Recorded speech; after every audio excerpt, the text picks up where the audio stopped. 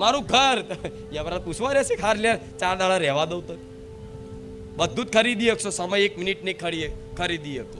એટલે કહું જેટલી સમય જેટલી શ્વાસો ભગવાને આલી છે, હજુ જીવો છો, આ શ્વાસ લઈ શકો છો, આમ ઊંડો ખેંચી શકો છો ને, ખેંચી શકો છો ને, ઓક્સિજન લઈ શકો છો ને, કાર્બન ડાયોક્સાઇડ છોડી શકો છો ને, એટલી શ્વાસોમાં મારા ભગવાનનું નામ લેતા ચાલુ કરી દો તો હું માતા એવું કહીશ, બધું ઘણું બધું તમે પ્રાપ્ત કરી લીધું. મને આનંદ થશે કે ના, મારી વાત મોની કંઈક ભાવિક ભક્તોએ મારી વાતને સ્વીકાર કરી લીધી અને ભગવાનનું નામ જપ કર્યું. નકર જશે બધું એડે જશે. સાચું કહું છું, મારા જેવી માતા કોઈ દાડ જીવનમાં મળી નહીં કહેવા વાળી, અને કોઈ શી ખબર મળે ના મળે તો મારો ભગવાન જાણે. કોણ આટલી ચિંતા કરે? કોઈ ના કરે.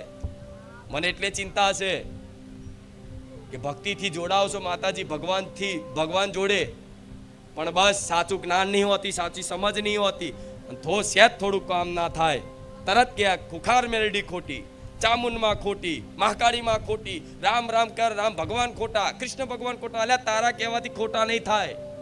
આ શું ખોટું? દુનિયામાં કેટલા એવા છે કે નાસ્તિક માણો છો, હું ભગવાનને નહીં માનતો. એટલે તારા કહેવાથી ભગવાનનું અસ્તિત્વ થોડી ખતમ થઈ જશે. તારા જેવા દાદાની પેઢીઓ જતી રહી. ભગવાન તો હતા, અત્યારે છે અને રહેવાના. એવી રીત માતા હતી, છે અને રહેવાની. તું નહીં રહે, તારો દાદો જતો રહે, તું જતો રહેવાનો, પણ માતા એની અહીં છે. આ શું ખોટું? હા, એટલે એક કેમ કહેતા હોય? એટલે કહેતા હોય કે સાચું જ્ઞાન ના લીધું હોય, કોઈ સાધુ સંતની વાણી સાંભળી ના હોય જીવનમાં, કોઈ આધ્યાત્મિક વાણી કોઈ સાંભળી ના હોય, કોઈ ગ્રંથ ના વાંચ્યા હોય, કોઈ શાસ્ત્ર ના વાંચ્યા હોય, કોઈ વેદો ઉપનિષદો ના વાંચ્યા હોય, કોઈ ભક્તોના ચરિત્ર ના વાંચ્યા હોય, અને કે બસ સનાતન ધર્મ ખોટો. આ તો અંધશ્રદ્ધા. એટલે અંધશ્રદ્ધા વાળી તમારી દાદાની પેઢીઓ આ સનાતન ધર્મ જ જીવી જોવાની છે. અત્યારે તે સાઉદી અરેબિયા મારા મહાદેવ બહાર નીકળે છે. જો ખોદો તો ભગવાન નીકળે છે. નહીં નીકળતા?